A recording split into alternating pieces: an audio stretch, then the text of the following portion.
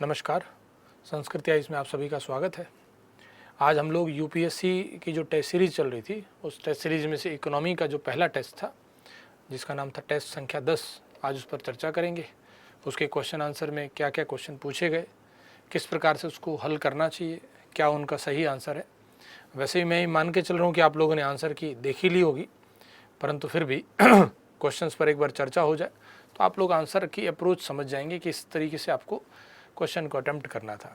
हमारा पूरा फोकस उसकी अप्रोच पर होगा। क्वेश्चन का आंसर तो आपको मिल ही जाएगा, लेकिन अप्रोच ठीक होनी चाहिए।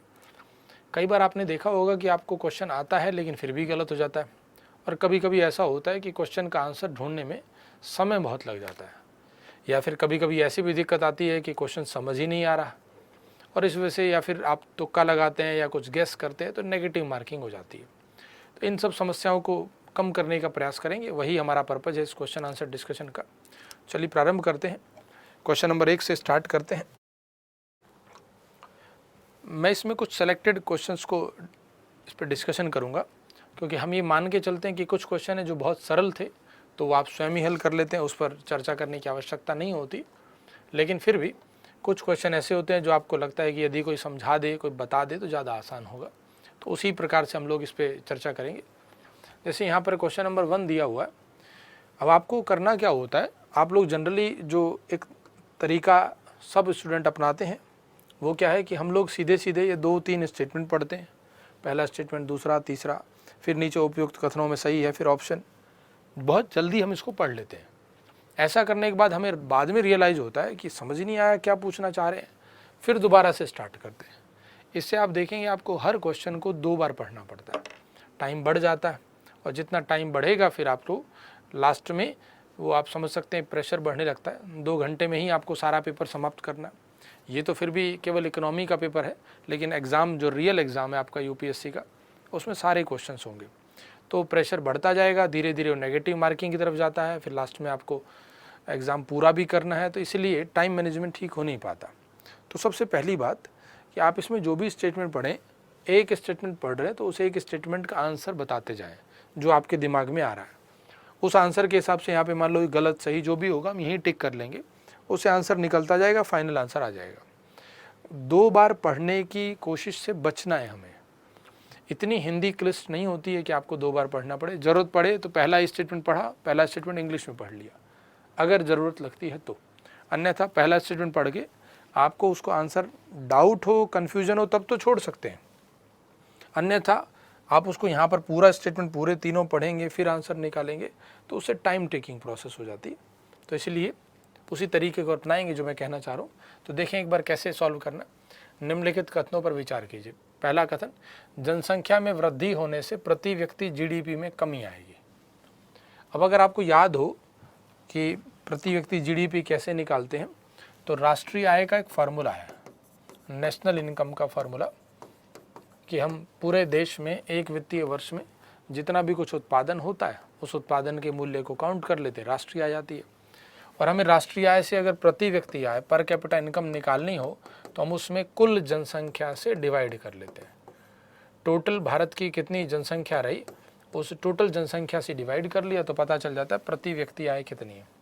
जनसंख्या अगर बढ़ती जाएगी तो प्रति व्यक्ति आय घटेगी, लेकिन जनसंख्या एक नेगेटिव फैक्टर यहाँ पर काम कर रहा है। हमें प्रति व्यक्ति आय बढ़ानी है तो हम राष्ट्रीय आय बढ़ाने पर फोकस करते हैं। दूसरे शब्दों में उत्पादन बढ़ना चाहिए, राष्ट्रीय आय बढ़ती जाएगी, प्रति व्यक्ति आय बढ़ती जाएगी। अब हमसे पूछा जो था स्टेटमेंट कि जनसंख्या में वृद्धि होने से प्रति व्यक्ति जीडीपी में कमी आएगी, बिल्कुल सही है। अगर डिनोमिनेटर हर, अंश और हर अगर भिन्न में देखें तो हर का मान अगर बढ़ता जाएगा तो फिर प्रति व्यक्ति जीडीपी घट जाएगी, ये स्टेटमेंट सही है। दूसरा, किसी देश की प्रति व्यक्ति जीडीपी की गणना में बच्चों की संख्या शामिल होती है, बिल्कुल शामिल होती है। अभी मैंने बताया था कुल जनसंख्या शामिल होती है, दूसरा भी सही है। किसी देश की प्रति व्यक्ति आय असमानता की सही स्थिति को दर्शाती है। अब आप देखें, प्रति व्यक्ति आय से ये पता चलता है कि औसत जीडीपी कितनी है, औसत प्रति व्यक्ति आय कितनी आ रही है। लेकिन आर्थिक असमानता, आय की असमानता की सही जानकारी नहीं मिल पाती, क्योंकि प्रति व्यक्ति आय एक औसत कॉन्सेप्ट है, वो आर्थिक असमानता की सही जानकारी उससे नहीं मिलेगी, तो ये स्टेटमेंट गलत हो गया। क्यों नहीं मिलेगी कि प्रति व्यक्ति आय मान लो भारत की 1 लाख रुपए एग्जाम्पल के लिए, तो क्या इसका ये मतलब है कि प्रत्येक व्यक्ति 1 लाख कमाता है? गलत हो जाएगा। कुछ लोग होंगे जो शायद 1000 रुपये कमा रहे हैं, कुछ लोग होंगे जो 10 करोड़ भी कमा रहे हैं। यानी असमानता देश में कितनी है इसकी जानकारी हमें प्रति व्यक्ति आय से नहीं मिलती है। तो आप अगर इस तरीके से करेंगे कि एक एक स्टेटमेंट को सही गलत बताते गए तो आप आंसर आसानी से निकाल लेंगे कि लास्ट में कौन कौन से स्टेटमेंट सही है, उससे आंसर निकल गया। लेकिन अगर तीनों को पहले एक बार पढ़ लिया फिर तीनों से दोबारा पढ़ा, बहुत टाइम टेकिंग हो जाता है। और ये क्वेश्चन हल करने का और सरल तरीका हो सकता था यदि अगर हमें ये पता चल जाए शुरुआत में, अगर ये पता चल जाता ये क्वेश्चन किस टॉपिक का है तो हम पहले उसके बारे में विचार कर लेते। जैसे देखेंगे नेक्स्ट क्वेश्चन में, नेक्स्ट क्वेश्चन लिखा है डिबेंचर पर। अब मान लेते हैं अगर यहाँ पर हमें पहले से पता हो कि क्वेश्चन डिबेंचर से रिलेटेड है तो हम डिबेंचर के बारे में पहले से ही सोच लेंगे कि डिबेंचर क्या होता है, डिबेंचर से रिलेटेड जो कुछ आपके दिमाग में आ रहा हो। अगर आप ऐसा कर लेते हैं तो उससे कोशिश ये रहती है कि ऐसा करने से आपको आंसर सही मिलेगा, एक्यूरेसी बढ़ जाएगी। तो एक्यूरेसी बढ़ाने के लिए किया जाता है। जैसे यहाँ लिखा है डिबेंचर ऐसे बॉन्ड होते हैं, डिबेंचर ऐसे बॉन्ड होते हैं जिनमें कोई समपार्श्विक नहीं होता है। अब पहले आप याद करो डिबेंचर है क्या चीज़। डिबेंचर का हिंदी नाम होता है ऋण पत्र। ऋण पत्र डिबेंचर यानी कंपनियां ऋण पत्र जारी करके, डिबेंचर जारी करके मार्केट से फंड इकट्ठा कर लेती। डिबेंचर का प्रयोग होता है ऋण लेने के लिए और उसके बदले कंपनियां एक निश्चित ब्याज दर अदा करती, एक ब्याज का वादा कर दिया जाता है। तो डिबेंचर के लिए कोई कोलेट्रल या कोई कुछ गिरवी नहीं रखा जाता है। कंपनी की साख ही वहाँ पर डिबेंचर के लिए इम्पॉर्टेंट काम करती है। कंपनी की साख बहुत अच्छी है तो व्यक्ति उस डिबेंचर को खरीद लेता है और बाद में उसको एक निश्चित ब्याज दर के आधार पर ब्याज मिल जाएगा। तो देखें क्या लिखा हुआ था स्टेटमेंट पे, डिबेंचर ऐसे बॉन्ड होते हैं जिनमें कोई समपार्श्विक नहीं होता। समपार्श्विक मतलब कोलेट्रल, कुछ गिरवी नहीं रखना पड़ता। सही बात है, कुछ भी गिरवी नहीं रखना पड़ता, डिबेंचर के आधार पर आपको ऋण मिल जाएगा। फिर लिखा है दिवालियापन की स्थिति में डिबेंचर धारकों को बॉन्ड धारकों पर वरीयता दी जाती है। यहाँ पर थोड़ा सा पेचीदा बात है ये, जब कोई कंपनी दिवालिया होगी तो सबसे पहले भुगतान होगा बॉन्ड धारकों को जिन्होंने कंपनी के बॉन्ड खरीदे हुए थे। फिर भुगतान होगा उनको जिनसे कंपनी ने ऋण लिया है अर्थात डिबेंचर धारकों को, और उसके बाद भुगतान होगा शेयर होल्डर को। तो ये क्रम है, तो पहले बॉन्ड धारक को भुगतान होता है, बाद में डिबेंचर होल्डर को। तो यहाँ तो ये उल्टा स्टेटमेंट लिखा, तो ये वाला स्टेटमेंट गलत हो जाएगा और इस हिसाब से आप देखेंगे तो केवल एक सही आएगा। हम इसको इस तरीके से भी समझ सकते हैं ये देखें एक स्लाइड है मेरे पास। डिबेंचर ऐसे बॉन्ड होते हैं जिसमें कोई समपार्श्विक यानी कोलेट्रल नहीं होता, जो मैंने अभी आपको समझाया। दो प्रकार के होते हैं, convertible debenture, non convertible debenture, परिवर्तनीय और अपरिवर्तनीय। ऐसे डिबेंचर जिन्हें एक निश्चित अवधि के बाद जारीकर्ता कंपनी के इक्विटी शेयर में परिवर्तित कर सकती है। अगर आपको याद हो तो जो सिक्योरिटी है, इस तरीके से शायद आपने पढ़ा हुआ होगा, सिक्योरिटी दो प्रकार की होती, एक डेट सिक्योरिटी, हिंदी में बोलते हैं ऋण प्रतिभूति, दूसरे को बोलते हैं शेयर सिक्योरिटी, अंश प्रतिभूति। डेट सिक्योरिटी और शेयर सिक्योरिटी। फिर डेट सिक्योरिटी का एक एग्जाम्पल है डिबेंचर, जो भी हम देख रहे थे। ऋण प्रतिभूति का एक तरीका है डिबेंचर, ऋण पत्र। शेयर सिक्योरिटी में फिर शेयर सिक्योरिटी दो प्रकार की होती है, इक्विटी शेयर और दूसरा प्रेफरेंस शेयर। दो प्रकार की शेयर सिक्योरिटी है। डिबेंचर को अगर इक्विटी शेयर में कन्वर्ट किया जा सकता है तो हम बोलेंगे ये कन्वर्टिबल डिबेंचर था, और कन्वर्ट नहीं किया जा सकता तो हम बोलेंगे नॉन कन्वर्टिबल डिबेंचर था। डिबेंचर पर ब्याज मिलेगा डिबेंचर होल्डर को, और शेयर होल्डर को मिलता है लाभांश, उसको लाभ मिल रहा है। यानी दूसरे शब्दों में कह सकते हो शेयर होल्डर रिस्क ले रहा है, डिबेंचर पर रिस्क नहीं है, क्योंकि निश्चित ब्याज दर का जो वादा किया गया उतना मिलेगा। अब हम जो पढ़ रहे थे, जो क्वेश्चन जैसा था उसको देखें हम लोग कि डिबेंचर में कन्वर्टिबल और नॉन कन्वर्टिबल दो हैं, एक में कन्वर्ट कर सकते हैं, दूसरे में कन्वर्ट नहीं कर सकते। डिबेंचर असुरक्षित ऋण है। असुरक्षित क्यों है? क्योंकि कोई कोलेट्रल नहीं है साथ में। मैंने एक लोन लेना था बैंक से, मैंने अपना मकान गिरवी रख दिया, अगर मैं लोन को नहीं चुका पाऊंगा तो बैंक मेरा मकान बेच देगा, अर्थात बैंक के लिए रिस्क बहुत कम थी। ऐसे लोन को हम बोलेंगे सुरक्षित ऋण। लोन दो कैटेगरी के होते, ऋण को दो प्रकार से डिवाइड कर सकते हैं, एक सिक्योर्ड ऋण, सिक्योर्ड लोन, और दूसरा अनसिक्योर्ड लोन, सुरक्षित ऋण और असुरक्षित ऋण। जिसमें कोलेट्रल या गिरवी कुछ रखा जाए वो सिक्योर्ड लोन, और जिसमें कुछ भी कोलेट्रल नहीं है वो अनसिक्योर्ड लोन। डिबेंचर में चूंकि कोलेट्रल नहीं होता है, कुछ भी गिरवी नहीं रखा जाता है, इसीलिए ये असुरक्षित ऋण है। और दिवालियापन की स्थिति में पहले बॉन्ड धारकों को पहले भुगतान होगा, बाद में डिबेंचर होल्डर को। तो अगर इस हिसाब से हम देखें इस क्वेश्चन के हिसाब से, तो पहला स्टेटमेंट कोई पार्श्विक समपार्श्विक नहीं होता, तो ये स्टेटमेंट तो सही है, लेकिन दूसरा स्टेटमेंट यहाँ पर गलत है। तो इस हिसाब से आंसर केवल एक। आप लोग क्वेश्चन सॉल्व करते समय उलझना नहीं चाहिए। हमें जब क्वेश्चन पता चल गया कि डिबेंचर के बारे में, तो जितना भी कुछ आपकी मेमोरी में है डिबेंचर के बारे में, उसको एक तुरंत कॉपी पर रफ वर्क कर लेना चाहिए, पेपर पर ही। और उस रफ वर्क से आइडिया लग जाएगा कि इस मेरे बारे में मुझे क्या क्या आता है डिबेंचर के होल्डर डिबेंचर के बारे में। फिर आप स्टेटमेंट पढ़ेंगे तो आंसर सही आएगा। नेक्स्ट क्वेश्चन देखते हैं। नेक्स्ट क्वेश्चन प्रेफरेंस शेयर के बारे में, अधिमान शेयर। अब आप प्रेफरेंस शेयर के बारे में ये स्टेटमेंट ना पढ़ें, जितना भी कुछ पहले आपको प्रेफरेंस शेयर के बारे में आता है पहले उसको रिकॉल कर लिया जाए। तो अब आपने देखा होगा, अभी मैं थोड़ी देर पहले आपको प्रेफरेंस शेयर के बारे में बता ही रहा था। डिबेंचर डेट सिक्योरिटी है, और इक्विटी शेयर और प्रेफरेंस शेयर दो प्रकार की शेयर सिक्योरिटी होती है। इन दोनों में अंतर क्या होता है? यदि हम प्रेफरेंस शेयर खरीदेंगे तो हमें वोटिंग राइट नहीं मिलता है, लेकिन इक्विटी शेयर में वोटिंग राइट मिलेगा। प्रेफरेंस शेयर होल्डर जो होते हैं उनका मैनेजमेंट में डायरेक्ट कोई इंटरफेयर नहीं होता है, मैनेजमेंट उनसे कोई उनकी राय नहीं मांगेगा। लेकिन अगर आप इक्विटी होल्डर हैं, इक्विटी शेयर आपके पास है, तो चूंकि आपके पास वोटिंग राइट है, तो आप इनडायरेक्टली मैनेजमेंट में अपनी राय देंगे कि मैं क्या चाहता हूँ, आपका ओपिनियन क्या है, और फिर अधिकांश शेयर धारकों की जो राय होती है उस हिसाब से निर्णय ले लिए जाते हैं। तो प्रेफरेंस शेयर, अब आपको जो भी कुछ प्रेफरेंस शेयर के बारे में याद आया, अब उस स्टेटमेंट को पढ़ें तो ज़्यादा आसान लगेगा क्वेश्चन आपके लिए। देखें पढ़ करके। अधिमान शेयर, हिंदी में प्रेफरेंस शेयर, धारकों को इक्विटी शेयर धारकों से पहले लाभांश का भुगतान होगा। सही है। अभी मुझे ये वाला स्टेटमेंट याद नहीं आया, लेकिन जब आप पढ़ रहे हैं जितना कुछ आपने पहले याद कर लिया वो एक्स्ट्रा है, कन्फ्यूजन कम हो जाता है।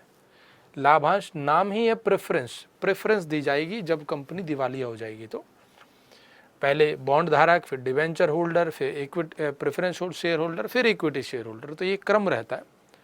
और दूसरा, अधिमान शेयर धारक में कंपनी का स्वामित्व निहित होता है, कंपनी का स्वामित्व, परंतु वे प्रबंधन का हिस्सा नहीं होते हैं।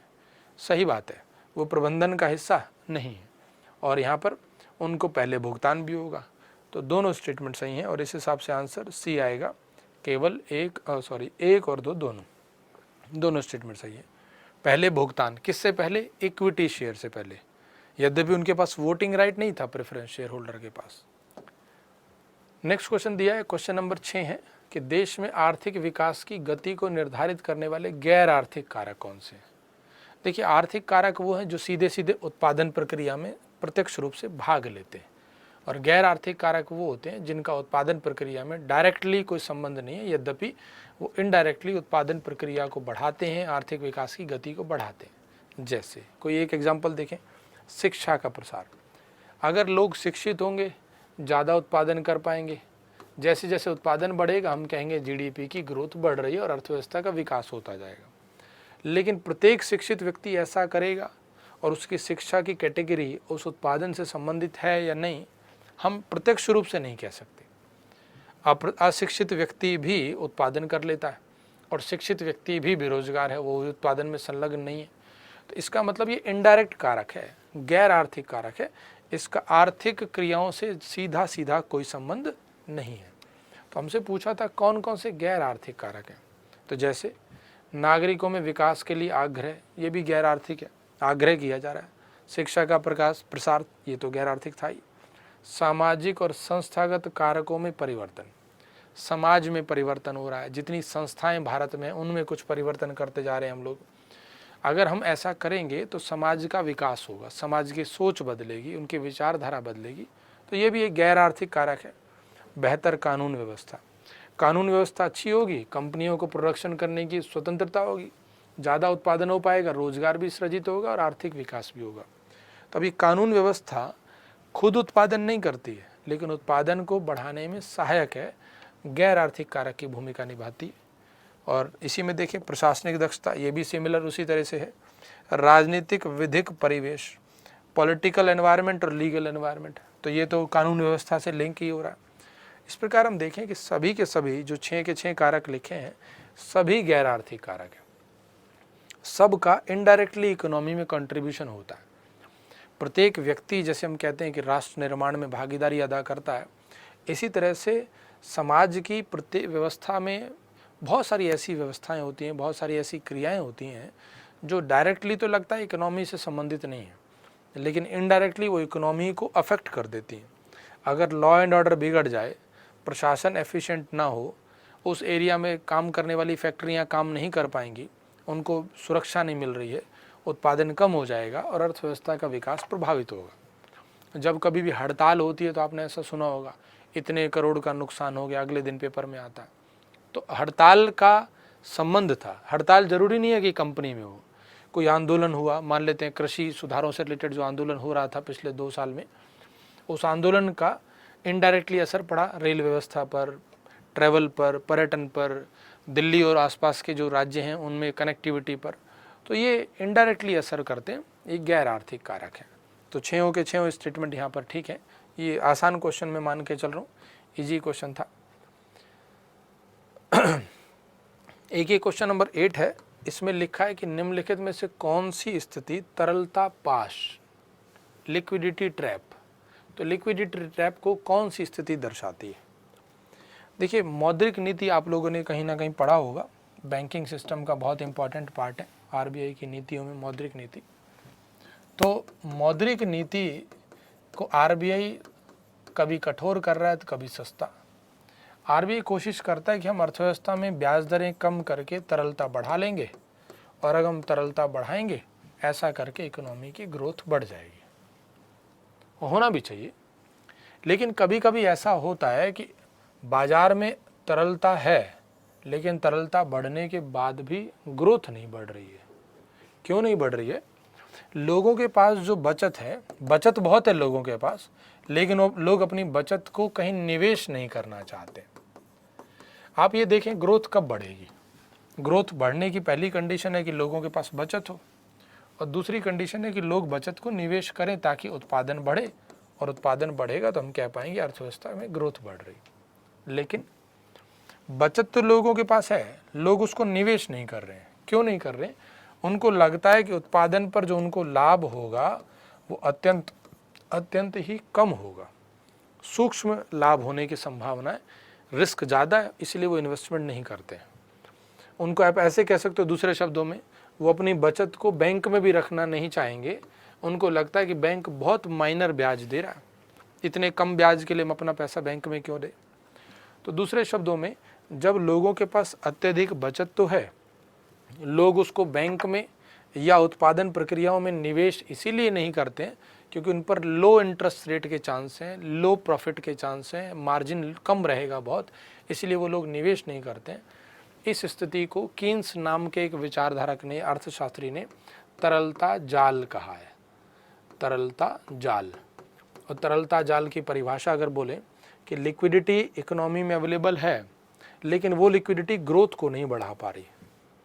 ग्रोथ बढ़ाने के लिए आरबीआई ने मौद्रिक नीति को सस्ता किया लेकिन ग्रोथ बढ़ नहीं पा रही। एक्स्ट्रा लिक्विडिटी भी ग्रोथ नहीं बढ़ा पा रही क्योंकि लिक्विडिटी का प्रयोग प्रोडक्शन में या इन्वेस्टमेंट में करने का कोई खास लाभ नज़र नहीं आ रहा। समझ आया? तो मौद्रिक नीति एक तरह से अप्रभावी होने लग जाती है ऐसे समय पर। आरबीआई के पास जो विकल्प था कि तरलता बढ़ा करके हम ग्रोथ बढ़ा सकते हैं, वो विकल्प निष्क्रिय हो जाता, उसके कोई खास लाभ नज़र नहीं आता। फिर ऐसे समय पर सरकार की राजकोषीय नीति इन्वॉल्व होती है। तो हमसे जो क्वेश्चन पूछा था उसको पूरा कर दें। तरलता जाल क्या होता है? बचत दर निम्न नहीं, बचत दर तो ज़्यादा होती है, बचत दर ज़्यादा, ब्याज दर कम। और ब्याज दर कम मतलब जो इंटरेस्ट मिलना है बैंकों से या जो मार्केट से, वो निवेश पर रिटर्न कम है, इसलिए लोग निवेश नहीं करेंगे लेकिन बचत उनके पास बहुत है। जैसे आप कोविड के समय पे देखो, लोगों के पास जो पैसा रहा होगा उन्होंने कम इन्वेस्टमेंट किया होगा।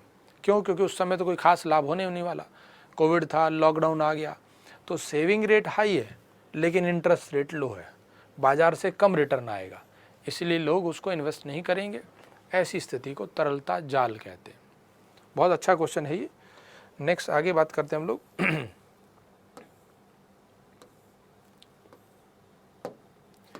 एक ये क्वेश्चन है, क्वेश्चन नंबर 9, ये दीर्घकालिक बॉन्ड और ऑपरेशन ट्विस्ट से रिलेटेड है। आप लोगों ने ऑपरेशन ट्विस्ट के बारे में सुना होगा। ऑपरेशन ट्विस्ट आरबीआई ने इसलिए यूज़ किया था ताकि वो लॉन्ग टर्म के लिए लिक्विडिटी को थोड़ा कंट्रोल और चेंज कर सके। दीर्घकालीन बॉन्ड प्रतिफल को कम करने के उद्देश्य से, बॉन्ड प्रतिफल यानी यील्ड होता है इंग्लिश में, बॉन्ड पर यील्ड मिलता है। किसी भी बॉन्ड पर जो हमें इंटरेस्ट रेट मिलती है, इंटरेस्ट मिलता है, उसे हम यील्ड कहते हैं। बॉन्ड प्रतिफल लॉन्ग टर्म के प्रतिफल को कम करने के उद्देश्य से आरबीआई ने ऑपरेशन ट्विस्ट का संचालन कर रही है। और दूसरा, दीर्घकालीन बॉन्ड प्रतिफल के कम होने से अर्थव्यवस्था में बचत को बढ़ावा मिलेगा। देखिए यहाँ पर समझने की बात है, मेरे पास इसकी शायद एक स्लाइड भी है, मैं आपको उसका यूज करके बता दूं। ऑपरेशन ट्विस्ट के माध्यम से आरबीआई का लक्ष्य दीर्घकालीन बॉन्ड प्रतिफल को कम करना है। आप इसको ऐसे समझिए कि अगर लॉन्ग टर्म का यील्ड कम हो जाएगा,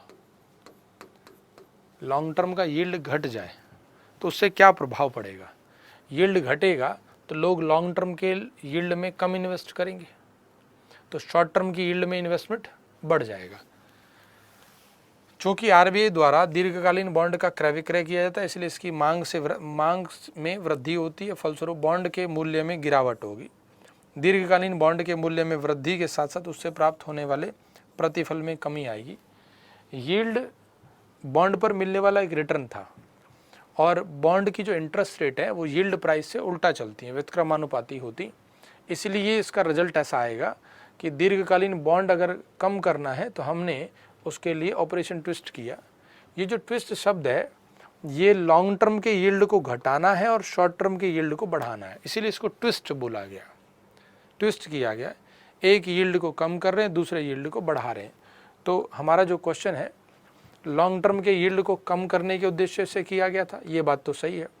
दूसरा, लॉन्ग टर्म यील्ड के कम होने से अर्थव्यवस्था में बचत बढ़ेगी, ये ज़रूरी नहीं है। जब आप लॉन्ग टर्म का इंटरेस्ट कम ही मिलेगा, यील्ड कम मिलेगा, तो लोग बचत ज़्यादा करेंगे, ऐसा गलत होगा ये।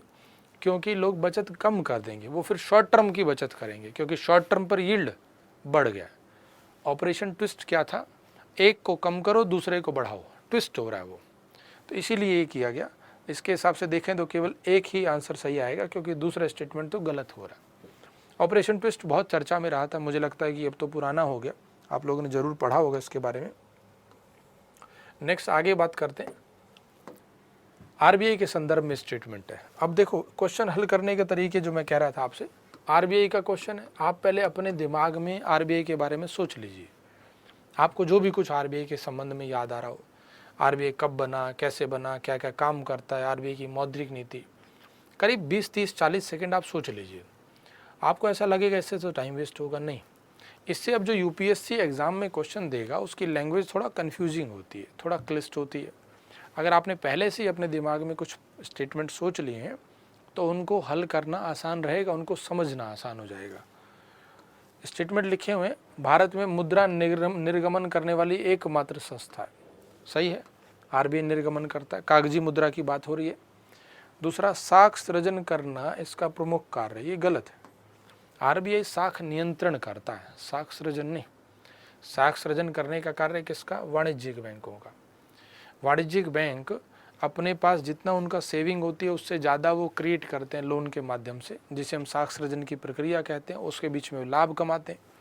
लेकिन वाणिज्यिक बैंक ज़्यादा साख सृजन कर पाएंगे या कम, आरबीआई इसके लिए नियंत्रण करता है मौद्रिक नीति के माध्यम से। मौद्रिक नीति को यदि आरबीआई टाइट कर दे तो वाणिज्यिक बैंकों की साख सृजन करने की क्षमता कम हो जाएगी, और अगर उल्टा कर दे तो साख सृजन क्षमता बढ़ जाएगी। इसीलिए मौद्रिक नीति को बोलते हैं साख नियंत्रण की नीति, और साख सृजन करने का काम वाणिज्यिक बैंकों का। तो दूसरा वाला स्टेटमेंट गलत है, केवल पहला सही है कि मुद्रा निर्गमन करने का अधिकार केवल आरबीआई को है या एकमात्र संस्था है। तो ये आसान क्वेश्चन है। नेक्स्ट क्वेश्चन को देखते हैं। क्वेश्चन नंबर 12, खुले बाजार की क्रियाविधि के संदर्भ में निम्नलिखित में से कौन से कथन है उन पर विचार करना है। अब खुले बाजार की क्रियाविधि, English word open market operation, मेरे ख्याल से आपने ज़रूर सुना होगा, मौद्रिक नीति के संदर्भ में है ये क्वेश्चन। मौद्रिक नीति के जो उपकरण हैं, मात्रात्मक उपकरण और चयनात्मक उपकरण, उनमें से खुले बाजार की क्रियाएं एक मात्रात्मक उपकरण है। आरबीआई गवर्नमेंट सिक्योरिटीज़ को सेल परचेज करता है, सेल भी कर रहा है और परचेज भी कर रहा है, और ऐसा करने का उद्देश्य आरबीआई का क्या है? लिक्विडिटी को कंट्रोल करना, तरलता को नियंत्रित करना। अगर आरबीआई सेल करेगा तो बाजार में, सेल आरबीआई कर रहा है, आरबीआई को पैसा मिल जाएगा तो बाजार में लिक्विडिटी कम हो जाएगी, और यदि आरबीआई गवर्नमेंट सिक्योरिटीज़ को परचेज कर रहा है तो लिक्विडिटी बढ़ जाएगी। तो इस लिक्विडिटी को कम ज़्यादा करने के लिए आरबीआई ओपन मार्केट में गवर्नमेंट सिक्योरिटीज़ की खरीद बिक्री कर रहा है। अब देखो, इतना अगर हम रिवाइज कर लें, जैसे आपका ये पेपर है, पेपर पे यहाँ कहीं क्वेश्चन लिखा हुआ है, ये जो मैं समझा रहा हूँ आपको अगर आता है और आपने यहीं पे कुछ अपना रफ वर्क कर लिया है, उसके बाद अगर आप स्टेटमेंट पढ़ोगे तो आपके एक्यूरेसी के चांस बढ़ जाते हैं, टाइम कम लगता है। अब मैं स्टेटमेंट पढ़ रहा हूँ, इसका संचालन भारतीय प्रतिभूति विनिमय बोर्ड द्वारा किया जाता है, सेबी द्वारा नहीं, गलत है, आरबीआई द्वारा। अब मैं बड़े कॉन्फिडेंस से बता सकता हूँ कि ये स्टेटमेंट गलत है। क्यों? क्योंकि मैंने पहले इसके बारे में अलग से विचार कर लिया, 30-40 सेकंड पहले मैंने उस पर सोच लिया। ट्राई करके देखिएगा, इसमें टाइम कम लगता है, एक्यूरेसी बढ़ जाती है। कुछ लोगों को लगेगा सर 30-40 सेकंड पहले दे देंगे तो इतना तो टाइम ही नहीं होता। आपको यूपीएससी में 60 क्वेश्चन अगर आप सही कर लेते हैं तो टॉपर की कैटेगरी में आप आ जाएंगे प्रीलिम्स में, और 60 क्वेश्चन 120 मिनट में 2 मिनट मिल रहे हैं आपको। आप 60 नहीं, आप अगर 70 का टारगेट लेके चलें तो 60-55 तक सही हो जाएंगे, नेगेटिव मार्किंग माइनस करके।